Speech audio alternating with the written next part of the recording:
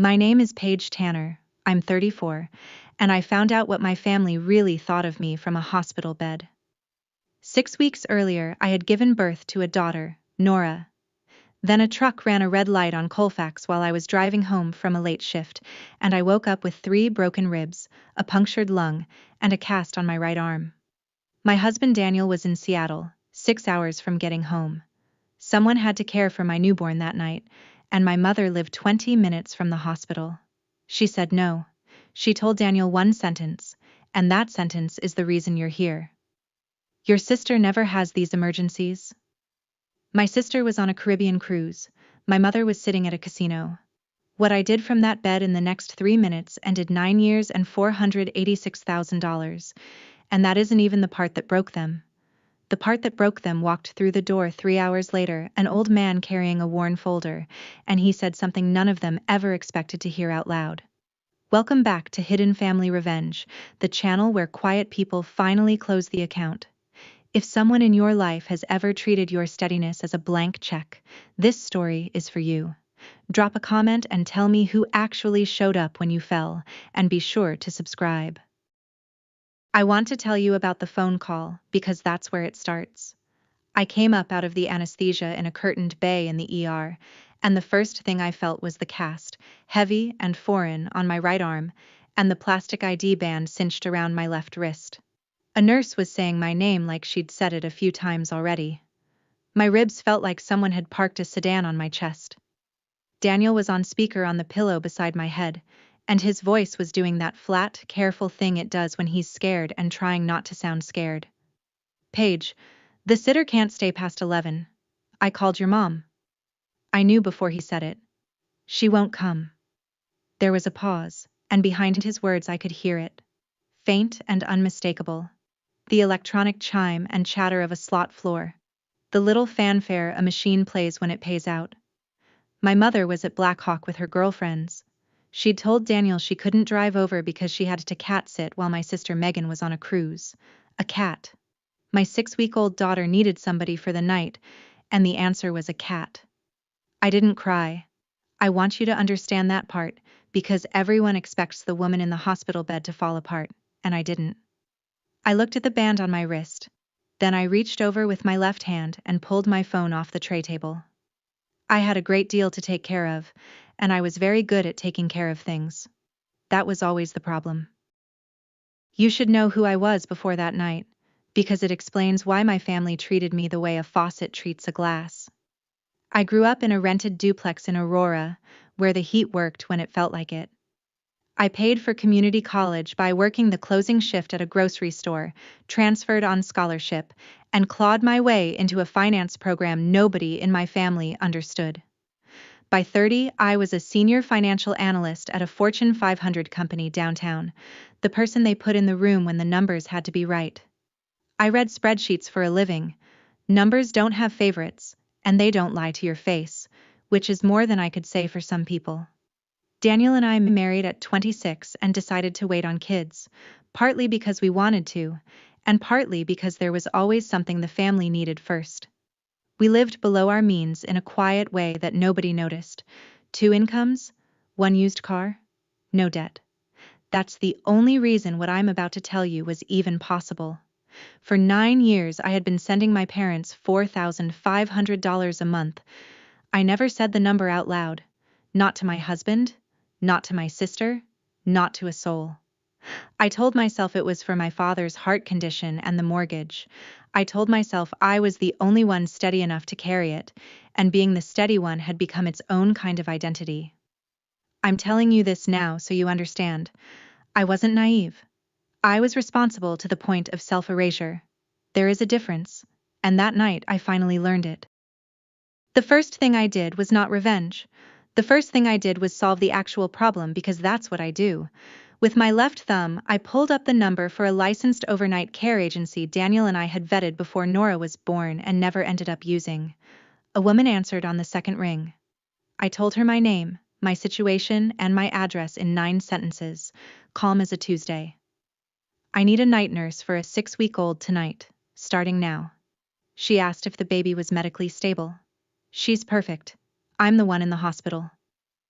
40 minutes later, a nurse named Yvette let herself into my house with the code Daniel gave her, washed her hands, and texted me a photo of Nora asleep with her fist against her cheek. I looked at that photo for a long time. The ER nurse beside me watched me set the phone down and asked, gently, if I had family who could come. It's handled, I said. Next. She blinked.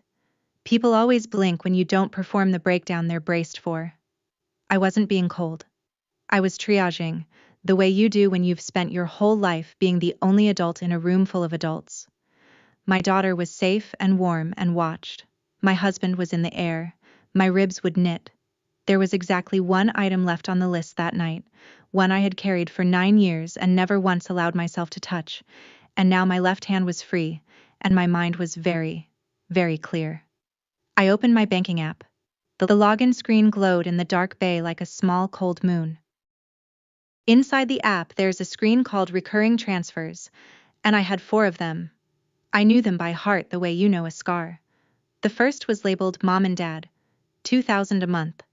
The second said Home, $1,100, for the mortgage I believed I was helping with. The third said Dad Medical, $900. The fourth just said Megan Support, $500, $4,500, on the first of every month, for 108 months. I had set the first one up at 25, the night my father called me sobbing about a hospital bill, and I had never let myself add up the total because the total felt like a door I couldn't walk back through. So I made myself look. The app did the math without flinching. $486,000. Almost $500,000, gone out of my life one quiet automated payment at a time, while my mother told the relatives we manage on our own. I pressed cancel on the first transfer. A green check appeared and a line of text I will remember until I die. Recurring transfer canceled. I pressed the second. Recurring transfer canceled. The third. The fourth. 4 taps, maybe 20 seconds, and 9 years simply stopped, the way a faucet stops. I felt no triumph and no grief, just a strange flat clarity, like the moment a spreadsheet finally balances. Then, as I was closing the app, my eye snagged on something in the transaction history I'd never scrolled to before. A single line item buried under the Dad Medical label from 2 years back. It read, Loan, M, $40,000. My sister's initial. Not my father's surgery. Megan. I locked the phone and lay there in the dark listening to the monitor count my heartbeats, and I made myself sit with the question I'd avoided for 9 years. Why had I done it? The easy answer, the one strangers offer, is that I was a pushover desperate for love. That answer is wrong, and if you've ever been the dependable one, you already know why. I did it because somewhere along the way, I had decided that being needed was the same as being safe. If I was the load-bearing wall, no one could remove me. My grandmother understood that about me before I did. Her name was Ruth, my mother's mother, a tall, flinty woman who smelled like coffee and machine oil and never once raised her voice to get a room's attention. The year before she died, she took my hand at Thanksgiving and said, "Somebody has to watch this family's money, and your mother won't. So it'll have to be you."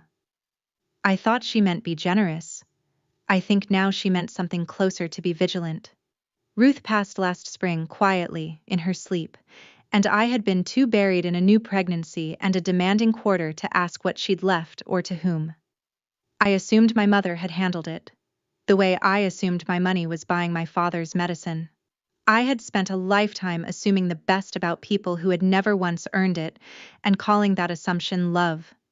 Lying in that bed, with my daughter 40 minutes away in a stranger's careful hands, I finally understood that I had been funding a story about my family, not the actual family. The actual family had just chosen a cat.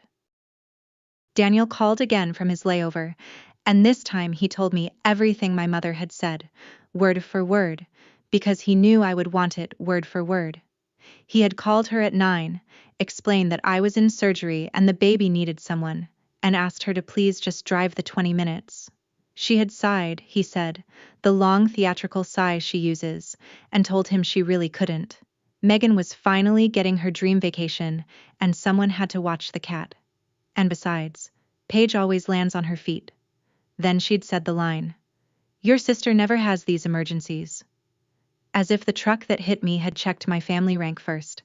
As if my daughter's first night without her mother could wait until a cruise was over. Daniel's voice cracked telling me, and I told him to breathe, that Nora was fine, that I was fine, that he should get on his plane. After we hung up, I opened Instagram, which I almost never do, and there was Megan's story at the top. A glistening reel of a turquoise pool deck and a coconut drink, and a caption that said, "Living my best life, finally."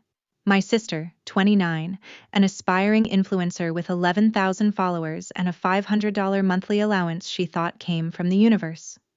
I didn't comment. I didn't scream into the dark. Instead, I opened my messages and typed 3 words to a contact I almost never used, a contact saved simply as Grandpa H. I wrote, "We should talk."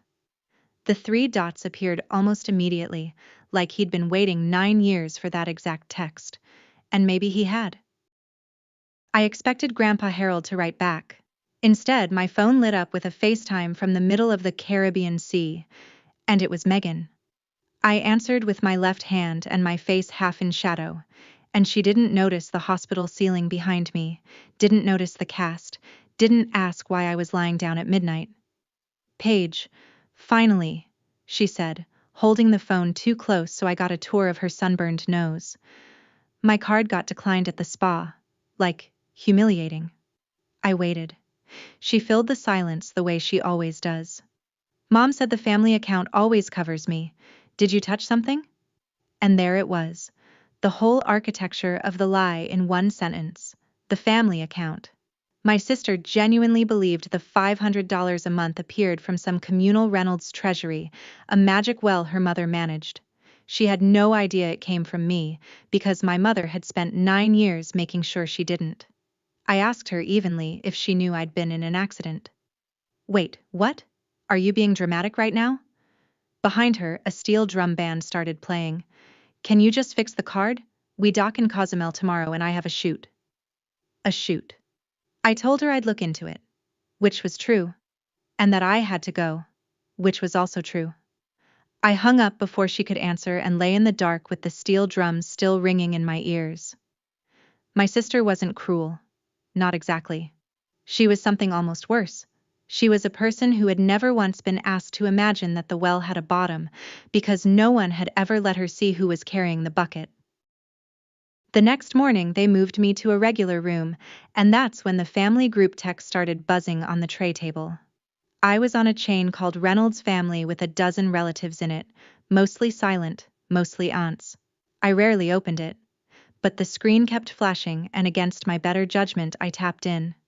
My mother had been busy. She had posted an hour earlier a long message that began, "I'm heartbroken to say Paige is being dramatic again and has cut her struggling parents off out of spite." She wrote that my father's health was fragile, that they had given me everything, that she didn't know how she'd cover his medicine now. She added, for the audience, "We've always managed on our own, but this is cruel." There it was again. The same screen glowing with the same lie, except this time it wasn't my bank app. It was a stage. "We manage on our own." The woman had said that sentence to relatives for 9 years while cashing my transfers on the 1st of every month. My Aunt Carol had already replied with 3 broken heart emojis and the words, "Shame on her, kicking a sick man when he's down." A cousin sent a praying hands. Nobody in that chat knew the truth, because the truth had never been allowed in the room. I held the phone and felt the old reflex rise, the urge to explain myself, to soften it, to manage everyone's feelings the way I'd managed everything else. I set the phone face down instead. Explaining was the old me. The new me, the one the truck had apparently installed, wanted something colder and more precise. The new me wanted the numbers in the room. And I knew exactly where to find them. Daniel walked into my hospital room at 11 the next morning, unshaven, gray with exhaustion, carrying Nora in her car seat and a diaper bag over one shoulder. He'd flown straight to the house, relieved Yvette, and driven the baby to me.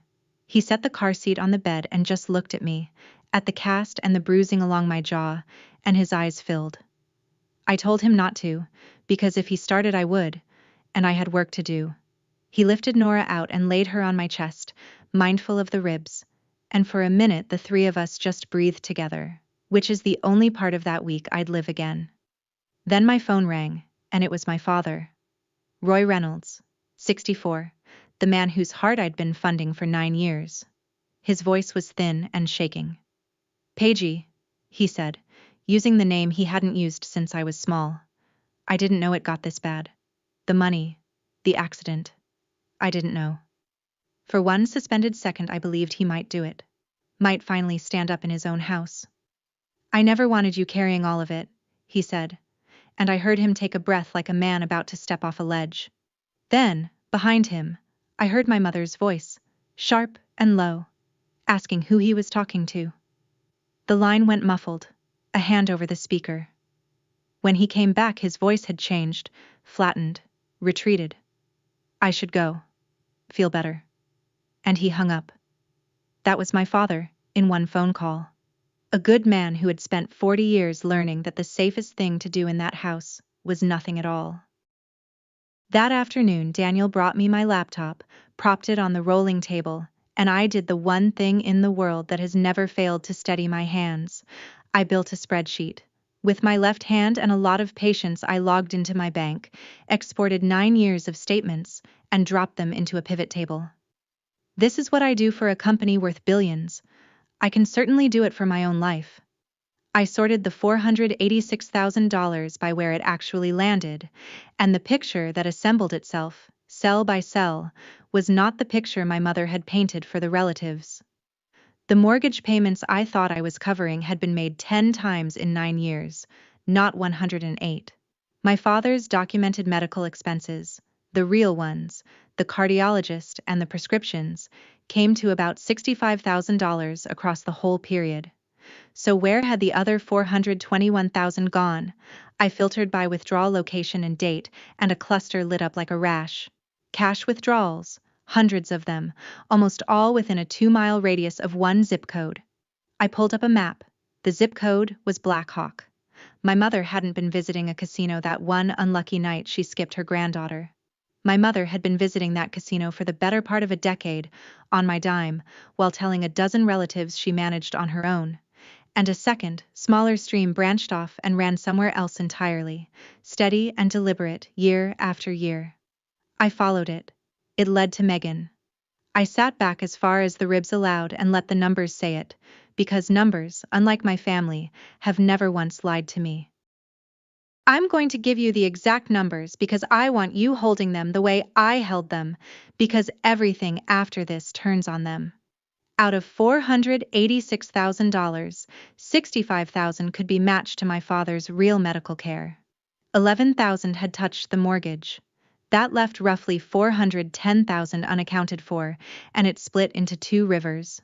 The first river, about $290,000 over 9 years, was cash, pulled in small, dignified amounts near Black Hawk, so no single withdrawal would ever look like a problem. The second river ran to my sister, around $120,000, including that $40,000 line-marked loan, M, that had been filed under my father's surgery to hide it inside the only category nobody questioned. A loan she'd never been asked to repay, for a sum that, it turned out, had funded a year of brand building, a leased SUV, and a photographer in Tulum.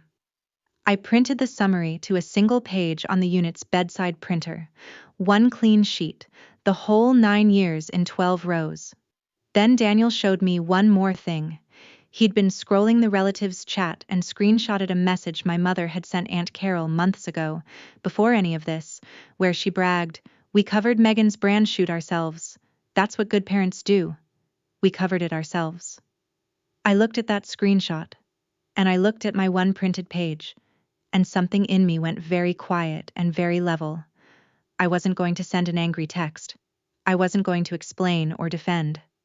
I was going to let the paper into the room, in front of the same audience my mother had spent 9 years performing for, and then I was going to walk out and never fund the show again. "It's handled," I said to Daniel, and for the first time the words felt less like triage and more like a verdict. I want to stop here for 1 second, because if you've made it this far, you might be the person I'm about to describe. I spent 9 years believing I was paying for my father's heart, and I was actually paying for a slot machine and a brand shoot. If you've ever wired money on faith, pull one statement tonight, just one, and read it like it isn't yours.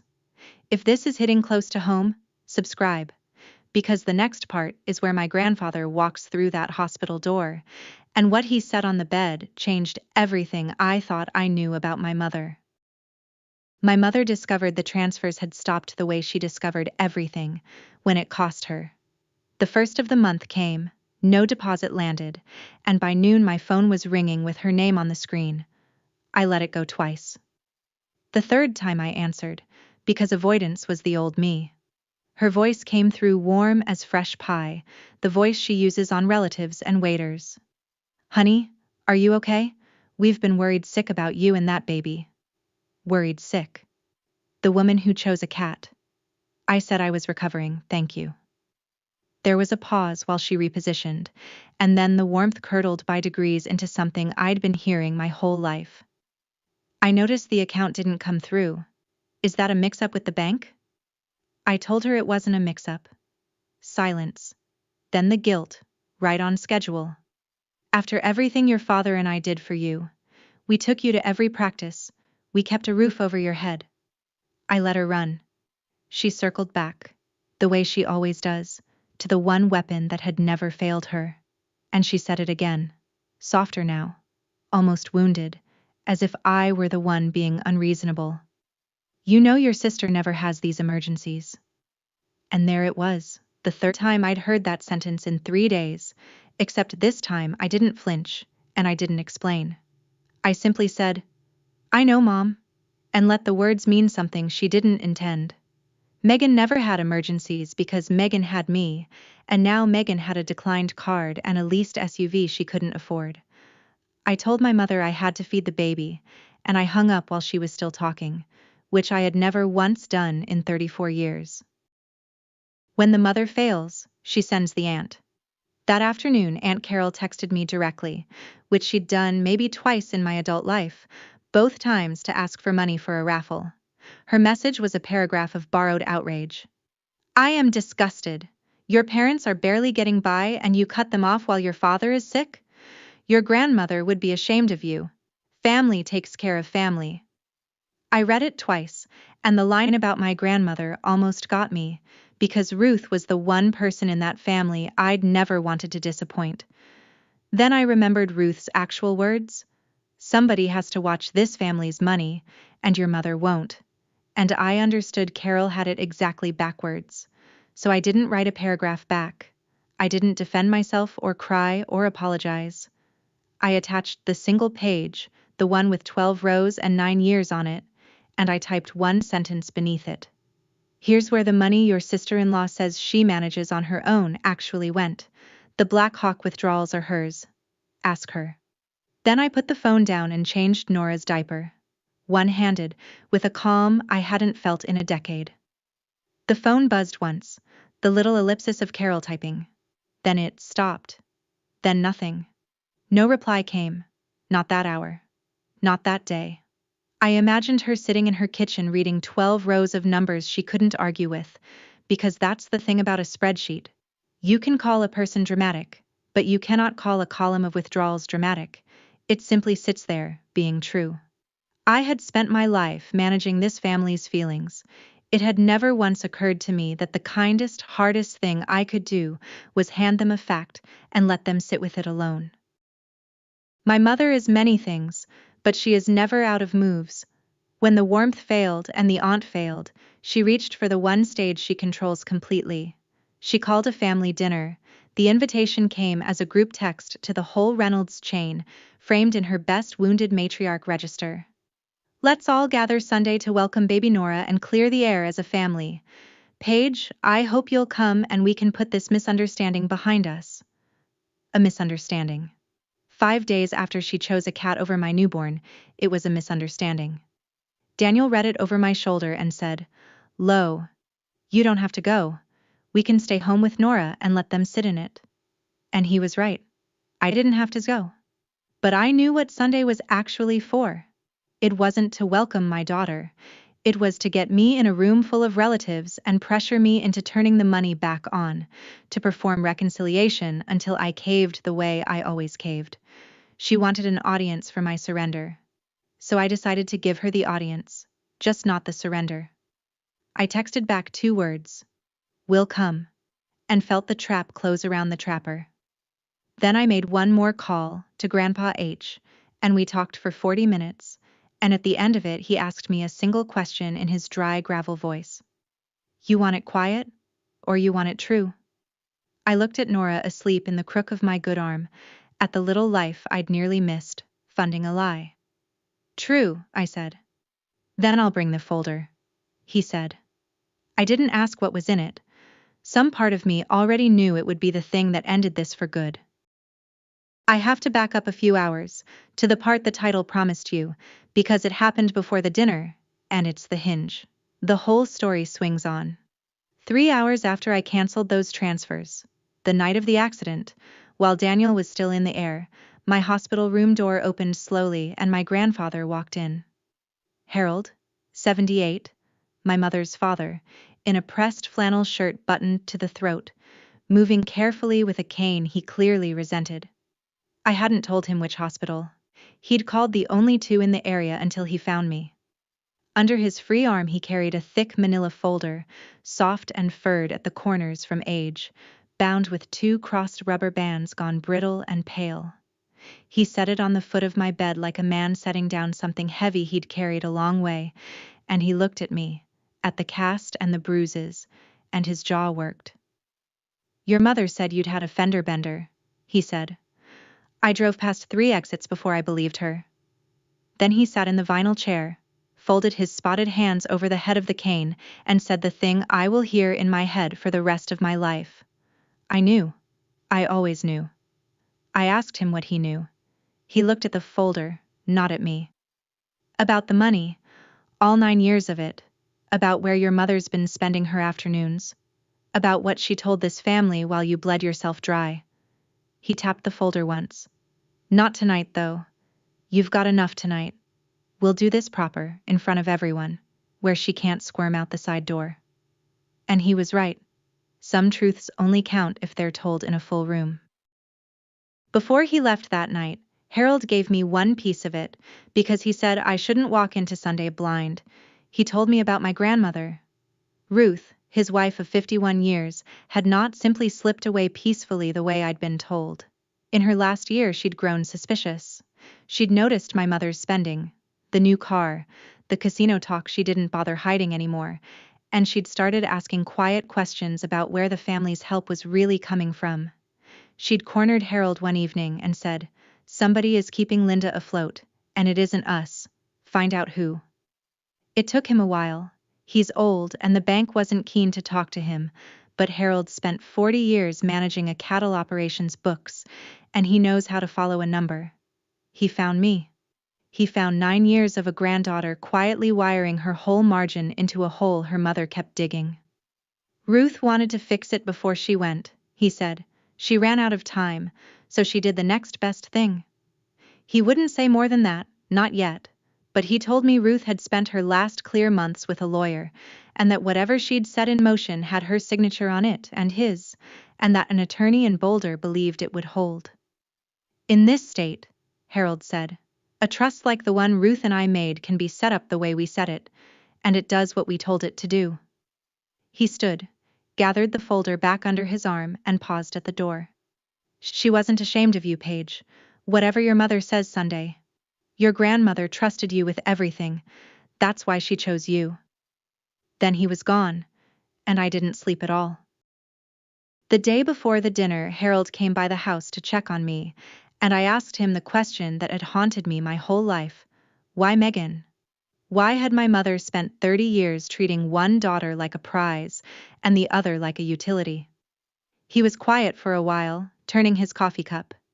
You have to understand how Ruth raised her, he said, and I braced, because I loved Ruth and didn't want her complicated. Ruth was a hard woman. Fair, mostly, but hard. And she had a favorite, and it wasn't your mother. It was your Uncle Danny, God rest him. Linda grew up being the one who managed things while Danny got the love. I felt the floor tilt, because I knew that role. I had lived that role. So when Linda had you, Harold went on, and you turned out steady and quiet and capable, just like she'd had to be, something in her couldn't stand it. And when Megan came along loud and needy and bright, Linda finally got to be the mother of the favorite instead of the forgotten one. She got to do for Megan what nobody did for her. He set the cup down. It's not an excuse. It's just the shape of it. I sat with that. My mother wasn't a cartoon villain twirling a mustache.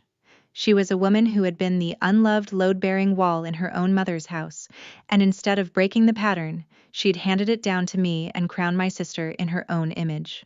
The casino, Harold said, was the only place she ever felt like she might win something she hadn't had to earn by being useful. I understood her completely, and I was still done. That night I decided exactly what Sunday would be, and what it would not be. It would not be a screaming match. I had watched my mother win 1,000 screaming matches. She is a virtuoso of volume, and the moment I raised my voice, I would be handing her the role she wanted, the hysterical, ungrateful daughter, with a dozen witnesses to confirm it. So I would not give her noise. I would give her paper. Here is the asymmetry I want you to notice, because it's the whole key. My mother's only weapons were words, lies told warmly, and guilt delivered on schedule, and a story performed for relatives. My weapons were a single printed page, a screenshot in my husband's phone, and a folder in my grandfather's careful hands. She would shout. I would set down documents. She would perform. I would let the numbers be witnessed. She traded in feeling, and I would answer in fact, in front of the exact audience she'd assembled to shame me. I told Daniel the plan in the kitchen while Nora slept. I'm not going to argue with her, I said. I'm going to show up, set it on the table, and let the paper talk. He asked if I was sure I could stay calm, knowing her. I thought about every dinner I'd swallowed, every check I'd sent, every time I'd managed her feelings instead of stating a fact. I've been calm my whole life, I said. Sunday I just stopped being silent too. Those are different things, and it had taken a truck and a cast and a grandfather with a folder to teach me the difference. I packed the one printed page in Nora's diaper bag, beneath the wipes, where nobody would think to look. Megan flew back from the cruise on Saturday and called me from the airport, and the call told me everything about how little had changed in her world, while mine had been rebuilt from the studs. Okay, so the cruise was kind of ruined, she announced. Before are you all right? I spent the whole time stressed about my card. Do you know how embarrassing it is to get declined in front of people? I held the phone and looked at my daughter and said nothing, which she took as permission to continue. Mom said you had some meltdown and stopped the family money, which, fine, have your feelings. But I have a launch coming and I literally cannot function without the account. So can you just fix it before dinner tomorrow so we don't have to do a whole thing? Fix it before dinner. As if my near death and my newborn's abandonment were a clogged drain inconveniencing her content calendar. I asked her quietly, one question. Megan, where do you think that money comes from? There was a pause. The first real pause I'd ever heard from her. From Mom and Dad, she said. But it came out with a little upward lift at the end, a question disguised as an answer. The first crack of doubt I'd ever heard in my sister's voice. It's a family thing. I told her I'd see her tomorrow and let her work it out on her own, because some bills you have to read yourself before you'll believe them. She didn't know it yet, but she was about to find out who'd been signing her life for 9 years, in a dining room full of relatives, with no card to decline and no story left to hide behind. Sunday we drove to my parents' house, the house with the mortgage I'd believed I was paying, and I sat in the car for a moment in the driveway gathering myself.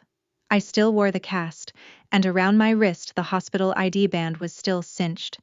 5 days old now, gone soft and gray. I'd kept it on purpose. I peeled it off in the car, finally, and tucked it into my coat pocket, because I wanted it on me, a small hard piece of proof of exactly where I'd been the night my mother chose a cat. Daniel carried Nora's car seat in his right hand, and from the curb behind us came the slow, careful tap of a cane, and there was Harold, in his Sunday flannel, the worn manila folder pinned under his arm with its brittle crossed rubber bands. He'd insisted on coming separately so my mother wouldn't see us arrive together and brace. "You ready?" he asked me on the porch. Through the front window I could see them all assembled.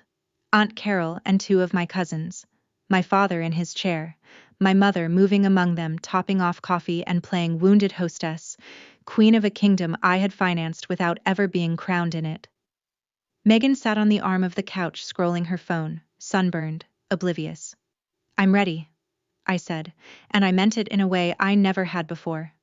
Harold pushed the door open with the head of his cane, and we walked in out of the cold, the three generations my mother least wanted in one room, carrying a baby, a cast, an ID band, and a folder.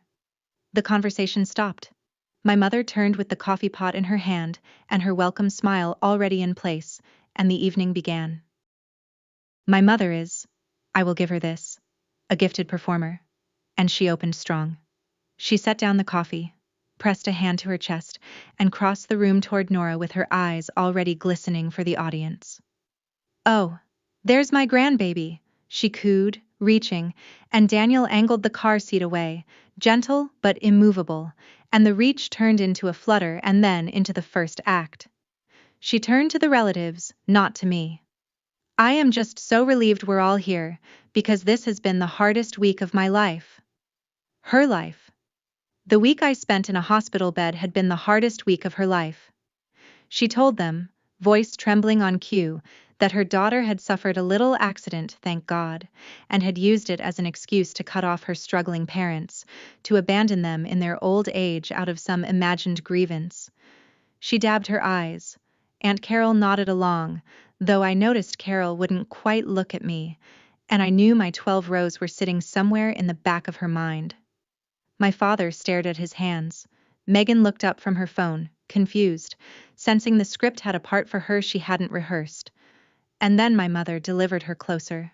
The line she'd used to win every room for 30 years, turning at last to face me with wet, wounded eyes and a voice pitched perfectly for the cheap seats. "I don't understand where this cruelty comes from. Your sister never has these emergencies." The fourth time.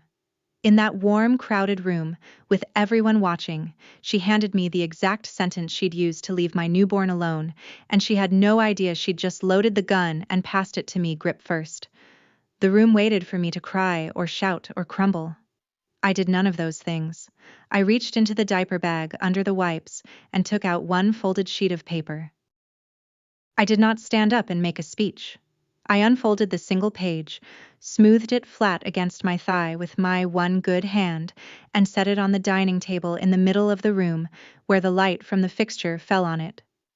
Then I said, in the same level voice I use to present a quarterly forecast, "You're right, Mom. Megan never has these emergencies. I'd like to show everyone why." I slid the page to the center. "This is every dollar I sent this family for the last 9 years, 486,000 of them." The room went very still. Carol leaned in despite herself. "The top rows are real. 65,000 for Dad's heart, his cardiologist, his prescriptions, 11,000 toward this mortgage." I let that sit one beat. "The rest is the part Mom tells you all she manages on her own." I touched the page lightly, not for drama, just to guide their eyes. 290,000 in cash, withdrawn over 9 years, almost all of it within 2 miles of the casino in Black Hawk. A small sound went around the room, an intake of breath, the sound of a story cracking. "And 120,000 to Megan, including 40,000 once filed under Dad's surgery, so nobody would ask about it." My sister's head came up slowly.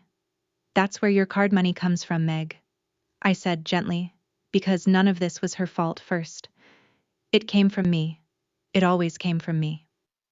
My mother's performance had nowhere to go. The tears she'd summoned for sympathy were now just tears on a face caught in a full room, and her hand was trembling around nothing. I looked at her, and did not raise my voice even a little. "It's handled," I said. 3 days of grief and 9 years of silence had compressed into 2 words, and they landed in that room like a gavel. My mother opened her mouth, and I watched her reach for the only tool she had left, which was to call me a liar, a thief, a dramatic, ungrateful child, to bury 12 true rows under a landslide of feeling the way she always had. She got as far as, "That is twisted, you've twisted everything, your father and I never—" And that's when my grandfather set his cane against the table and laid the manila folder down beside my single page. The brittle rubber bands had to be coaxed off. They'd been on so long they'd left grooves. He opened it with the unhurried hands of a man who had waited a year for this exact moment, and he spoke for the first time since we'd come in that dry gravel voice that somehow filled the room more than my mother's tears ever had. I knew. I always knew. He said it to the relatives, not to Linda. Ruth knew too at the end. She had me trace it. He drew out a stapled document, thick, official, a Boulder law firm's name on the cover page. "This is your grandmother's trust and mine. Last spring, Ruth and I moved most of what we had into it. The land, this house, which sits on our parcel and always has. The accounts." He said it where everyone could see. "It does not go to Linda. Linda doesn't manage a dollar of it." He looked at my mother then, and there was no cruelty in it, only a tired, final clarity. "We left it to Paige, and to the baby. There's a fund for Nora's schooling. The rest is in trust. The way Ruth wanted. Where it can't be gambled away." He tapped the cover. "My attorney says it stands. We made good and sure it stands." My mother's face did a thing I'd never seen it do. The wounded matriarch mask simply fell off, and underneath was raw panic, because the house she was standing in, the kingdom she ruled, the story she'd told for 30 years, had just been handed in a stapled document with 2 signatures to the daughter she'd left in a hospital bed. The room did not look at me. The room looked at her. What happened next is the part people always hope will be an apology, and it never is, and I want you braced for that the way I wish I had been. My mother did not say she was sorry. She cycled through everything else first. She wept, loud and sudden, and when the room didn't soften, she pivoted to my father. "Roy, are you going to let them do this to me? This was your mess too. The surgery. All of it." My father flinched. For one moment, the same moment I'd glimpsed on the phone, he lifted his head and looked at me, and his mouth opened. And I thought, this is it. This is where he finally stands up. "Paige is right," he said, barely a whisper. "Linda, the casino, you know it's been—" And my mother's head snapped toward him, and the look she gave him was 40 years old, and he stopped. He stopped, and he looked back down at his hands, and that was my father's last word on the subject, and I felt something in me let him go, gently, for good. My mother, abandoned even by her usual silence, turned to rage. "You'll regret this," she hissed at me, the tears already drying because they'd never been real. "I'll fight that trust. I'll get a lawyer. You can't just take a person's home." Harold answered before I could, mild as milk. "It was never your home, Linda. It was your mother's.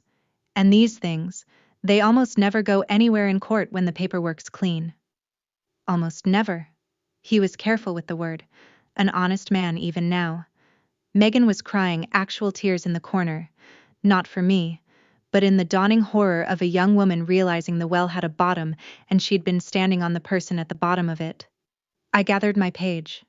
I had one thing left to do, and it was the easiest thing of all. I stood, slowly, because the ribs still didn't allow for drama even when the moment called for it, and I took Nora's car seat from Daniel and held it on my lap for a second. I reached into my coat pocket and took out the soft gray hospital band I'd worn for 5 days, and I didn't say anything about it. I just looped it once around the handle of my daughter's car seat and let it rest there. A small, ugly piece of proof where I would see it every time I carried her. Not the bank app, not the spreadsheet, not the folder. That little band was the whole story, the night I nearly died and my family checked a cruise schedule. My mother was still talking, threats sliding into pleas now. Paige, honey, we can fix this. We're family. But her voice had stopped being able to reach me, the way a song stops when you finally leave the room it's playing in. I turned to Aunt Carol, who'd gone pale and quiet, and I said, without heat, "Thank you for reading the numbers, Carol. I know you'll tell everyone the truth." It wasn't a threat. It was a fact. And she knew it. And she nodded. Then I looked at my father one last time, and he met my eyes. And I gave him a small nod that meant I understood, and it was all right. And I was still leaving. Daniel took the diaper bag. Harold gathered his folder and his cane. And the 3 generations my mother least wanted under one roof walked back out into the cold October evening, and I pulled the door shut behind us with my good hand, softly, because slamming it would have meant I still wanted something from the people on the other side. I didn't. The account was closed.